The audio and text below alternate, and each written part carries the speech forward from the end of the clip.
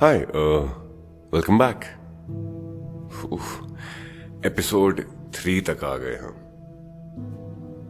यहां तक आने के लिए हम दिल्ली से निकल के आए हरिद्वार से Rishikesh. Of all the times I have been to Rishikesh, मैं सोचता था वहां पे किसी ऋषि के केश, बालों की शेप का कुछ ना कुछ होगा। But then the actual story is a little different. Rishikesh comes from an apparition of Lord Vishnu as Lord Rishikesh to Rebhya Rishi after his penance. Skanda Purana में उस जगह का नाम दिया गया है कुब्जामरक, as Lord Vishnu appeared under a mango tree. Then it is also known for the mighty Lakshman Jhula, which Lord Lakshman built to cross the river along with Lord Ram and Lady Sita, with 2 jute ropes and his sheer will to cross the mighty Ganga. Rishikesh in recent times, at least for me, सुंदर तो बहुत हो गया है। मैं ज्यादा वक्त वहां गुजार नहीं पाया कि जान सकूं शहर के हाल अब कैसे हैं। जल्दी ही मगर अगली सुबह हम तीनों अपना सामान पैक करके निकल पड़ते हैं होटल से towards Rishikesh bus stop to figure out a way to reach our destinations. Easy, right? Not even in the least. Fun? Absolutely.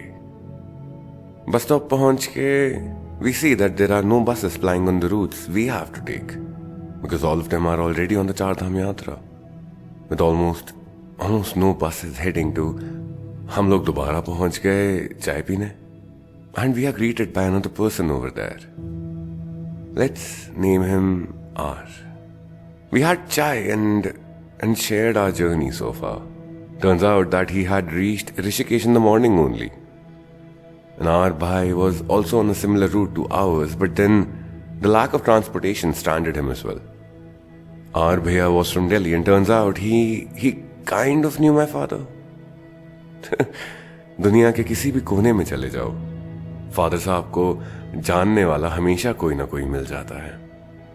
चीजें आसान तो नहीं मगर बेहतर सी हो जाती हैं। इस टाइम पे पीएनवी को भी लगने लगा था कि हम लोगों को ऋषिकेश से वापस जाना पड़ेगा, बट इस बारी मैं हार नहीं मानने वाला था। मैंने अपना सामान रखा उस चाय की दुकान पे और रोड पे किसी भी दूसरे मोड ऑफ ट्रांसपोर्ट को ढूंढने के लिए इधर उधर भागने लगा। पहले देखा एक 3 व्हीलर, मगर वो श्रीनगर तक ड्रॉप कर रहा था।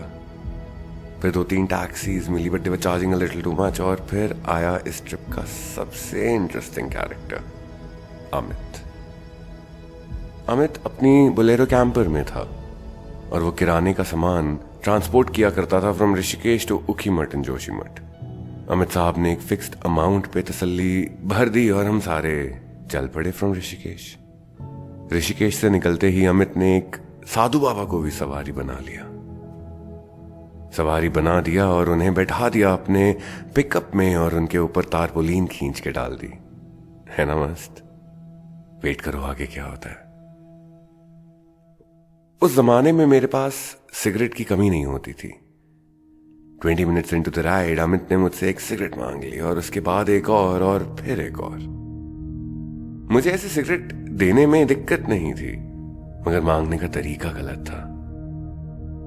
अरे भाई साहब, आप सिगरेट तो पिला दो, एक और सिगरेट देना। मेरा मन तो था कि उठा के उसको उसी की गाड़ी में से निकाल के फेंक दूं, but I kept on reminding my self, patience Farid, patience. रास्ते में एक जगह ब्रेकफास्ट किया एंड देन हम 11 साढ़े 11 बजे तक पहुंच गए कीर्ति नगर उत्तराखंड। अब कीर्ति नगर में छोटा सा ब्रिज था जहां अमित ने गाड़ी बिना सोचे समझे रॉन्ग साइड डाल दी।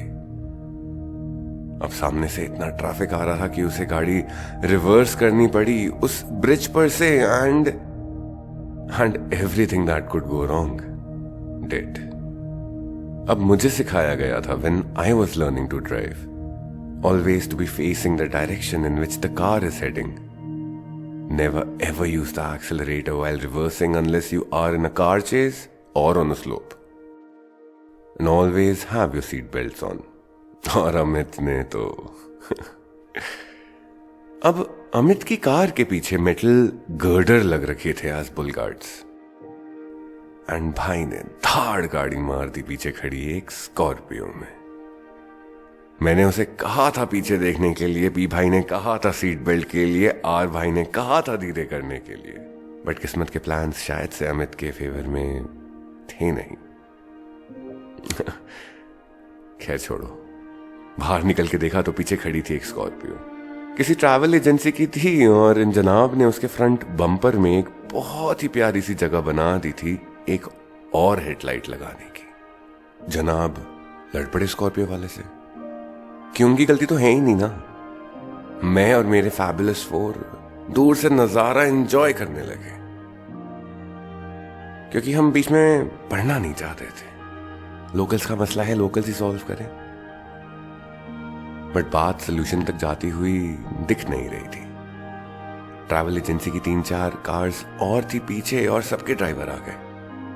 आधे घंटे की डिस्कशन के बाद यह तय हुआ कि अमित को पुलिस स्टेशन जाना पड़ेगा इन सबके साथ। मुबारक हो। अब हम सोचें क्या करना है, क्योंकि हमारी तो कोई गलती ही नहीं है इस पूरे केस में। खैर अमित ने हमें मना लिया उसके साथ चलने के लिए, और फिर हम सारे उखी मट के पुलिस स्टेशन की तरफ चल पड़े, which was a good 10 kilometres पीछे। जैसे ही गाड़ी पीछे मुड़ी, अमित गाड़ी से उतरा और तारपोलिन हटाया ताकि उस साधु बाबा को जल्दी से जल्दी निकाला जाए। पता चलता है साधु जी ने अपना देसी का क्वार्टर नीट मार रखा था, पिकअप में उल्टी कर रखी थी और सो रखे थे उसी उल्टी में, oblivious to whatever has happened।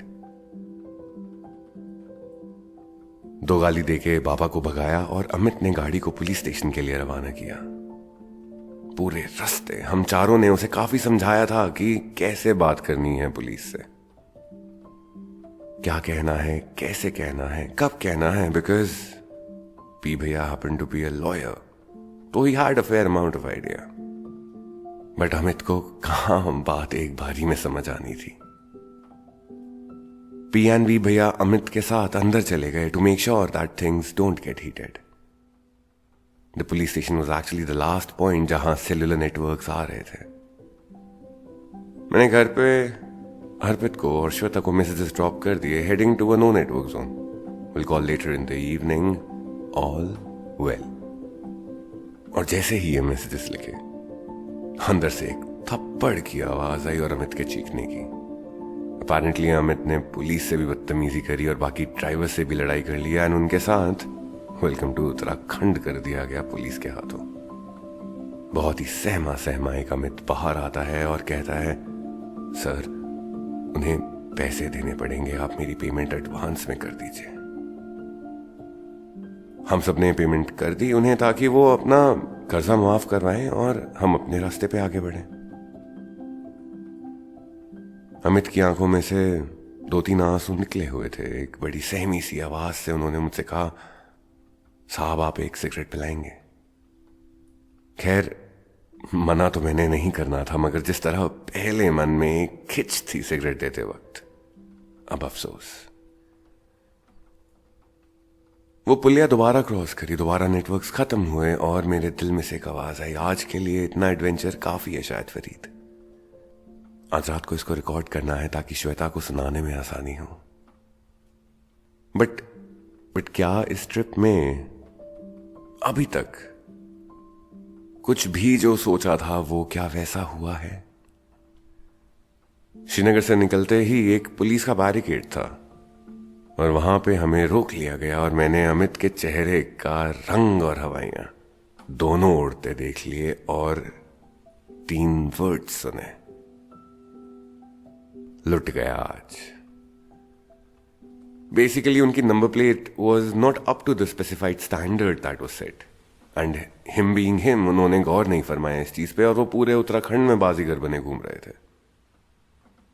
वीएनपी भैया उनके साथ गए पुलिस का मसला हैंडल करने, और भाई पहाड़ देखने बैठ गए और मैंने पीठ दिखा रखी थी पहाड़ को और पांव डाले हुए थे वादी में जहां से अलकनंदा बह रही थी। मेरी सोहबत में कुछ बंदर थे जो मेरे पास आने से डर रहे थे। मैं उन्हें अपने पास बुला लेता, मगर कुछ हाथ में था नहीं उन्हें खिलाने के लिए। हम बस एक दूसरे की तरफ देखते रहे। मुझे अमित को उसकी मुश्किलों पे छोड़ना पड़ा, क्योंकि शायद उसकी कहानी में मेरा काम उसे इन्हीं मुश्किलों से राब्ता करवाना था, मगर उनका जवाब उसे खुद ही ढूंढना था। वीपी और अमित तीनों वापस आते हैं। अमित के चेहरे पे एक अजीब सी मुस्कुराहट है। हर इंसान का गम जताने का तरीका हर दूसरे इंसान से अलग होता है। You don't find your ground by looking for stability. You find your ground by relaxing into instability. And I guess Amit gave into his. वापसी के पूरे रास्ते अमित ने कुछ खास ज्यादा कहा नहीं, और हमने भी ज्यादा बात नहीं करी। मैं फ्रंट सीट पे बैठा सो गया था और बीच बीच में नींद टूटती रही। शाम के कुछ 5:30-6 बज गए थे और मुझे महसूस हुआ कि गाड़ी रुक गई है। गाड़ी से बाहर निकला तो देखा कि सड़क 2 में बट रही थी। अमित ने बताया कि एक सड़क जा रही है चोपटा और दूसरी रोड जिसमें एक काफी इंटरेस्टिंग सा ब्रिज था ओवर अ रिवर, जा रही है केदारनाथ। यहां पे हम चारों को डिसीजन लेना था कि कौन कहां जाएगा। गाड़ी एक चाय की टपरी के बिल्कुल सामने रोकी थी अमित ने, तो मैंने सबके लिए चाय ऑर्डर कर दी। थोड़ा पूछने पे पता चला कि उस जगह का नाम है तिलवाड़ा और पीछे बह रही है मंदाकिनी नदी। मैं उसी सड़क पे खड़ा रहा, उस नदी को बहुत गौर से देखता रहा। अचानक से एक आंखें चौंधियां देने वाली रोशनी आई और मैंने उसे धोखा समझकर अनदेखा कर दिया। चाय खत्म हुए जा रही थी और चाय मंगवाई जा रही थी, क्योंकि किसी को वो डिसीजन नहीं लेना था कि कौन कहां जाएगा। पी भाई ने कहा, हमें तो टुंगनाथ का आता पता भी नहीं था, तुम्हारी वजह से ही पता चला है। शायद से ये भी एक इशारा है कि हमें भी वहीं जाना चाहिए। आर भाई ने भी अपनी हामी भर दी और हम सारे गाड़ी में साथ बैठ गए। और जैसे ही अमित ने गाड़ी स्टार्ट करी, वैसे ही मैंने कहा 1 मिनट, और मैं उस सड़क किनारे खड़ा हो गया। मंदाकिनी, वापसी में मिलता हूं। सच कहूं तो I have been on a few road trips around the world. थोड़ी सी दुनिया देखी है जो शायद बहुत से लोगों को देखना नसीब में भी ना हो कभी, मगर जितना भी देखा वो सब उस पहाड़ की सड़क से कम दिखा। पहाड़ में हर दूसरे कोने पे छोटे छोटे झरने छुपे हुए थे। एक तरफ जहां खाई थी, वहीं दूसरी तरफ एक घना जंगल। जंगल में कुछ ऐसा नहीं था जो जंगल जैसा लगे, माया थी वहां पे। गाड़ी ऊपर जाती गई, मेरी हिम्मत आसमानी होती गई, मेरी नीयत में एक पाक रंग घुलने लगा और मैं बस उस माया में खुद को धीरे धीरे खोता गया। तिलवाड़ा से चोपटा कुछ 21 किलोमीटर का रास्ता है, मगर ऐसा लग रहा था जैसे वो 200 किलोमीटर का रास्ता हो। ना वो खत्म हो रहा था, ना मैं करने दे रहा था। मेरे जहन में वो रास्ता पूरे वक्त चलता रहा, क्योंकि चोपटा एक बहुत छोटा सा गांव है जहां उस वक्त महज 4-5 होटल, होम स्टेज और किराने की शॉप्स थे।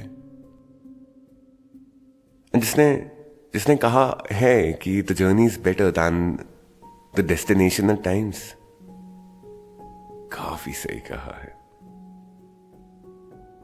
बट डेस्टिनेशन से तो अभी बहुत दूर हैं। 6 किलोमीटर्स एंड अराउंड 1000 मीटर्स, दोनों अलग चीजें। चोपटा जब पहुंचे तो मैं गाड़ी से उतर के वहां की जमीन से नतमस्तक किया और उस रोड को अपने होठों से चूमा। 1 साल तक लिया हुआ ये सपना जिसने मुझे सोने नहीं दिया, आज पूरा होगा। सोच के देखो, खैर थोड़ी देर बाद में चोपटा में हमने एक रूम रेंट करा जो शायद 600 रुपए का था, विद 4 बेड्स इन इट। हम चारों रास्ते के एडवेंचर से थोड़े से थक गए थे। मेरे जहन में एक्साइटमेंट ही इतनी थी कि I was getting exhausted from it. उस पहाड़ पे BSNL, MTNL post paid and Vodafone wireless landline के सिग्नल आ रहे थे। मैंने एक पीसीओ से अपने फादर साहब, माँ, अर्पित और श्वेता को फोन किया और सलामती का बताया। माँ को उस पहाड़ के बारे में थोड़ा सा बताया था और फिर हम डिनर के लिए चले गए। डिनर से पहले मैं और पी भाई उस पहाड़ की एक ढलान पे लेट के नजारे देख रहे थे। Blue skies and a green meadow with limitless pastures. A couple of horses and goats were seen grazing the field and all of a sudden, P भाई says, क्या सोच रहा है? हर शहर में अगर मैं उसका नाम छोड़ जाऊं तो क्या उसे वो मिलेगा अगर वो ढूंढने आए? ये तो नहीं पता, मगर करने में क्या दिक्कत है? That evening was settling into the most peaceful sunsets of my life. The meadow was turning dark, the mountains were turning into shades of dark blue. The city always knew me, it seems. It seemed as if even the people were expecting me. They were expecting a fresh breeze of warm love after a long and hard winter. That maybe someone will come and awaken the mountain from the hard-fought winter, and it could only be with love as pure as devotion itself to the God sitting on the mountain up above. I wonder if they knew I will be carrying more than myself on the mountain, because I carried a name 600 kilometers with me. I was there finally, in the field beyond the ideas of kufr and fidelity, to bow down before a God, taking the name of love. Shweta, इतना प्यार करता था मैं उससे।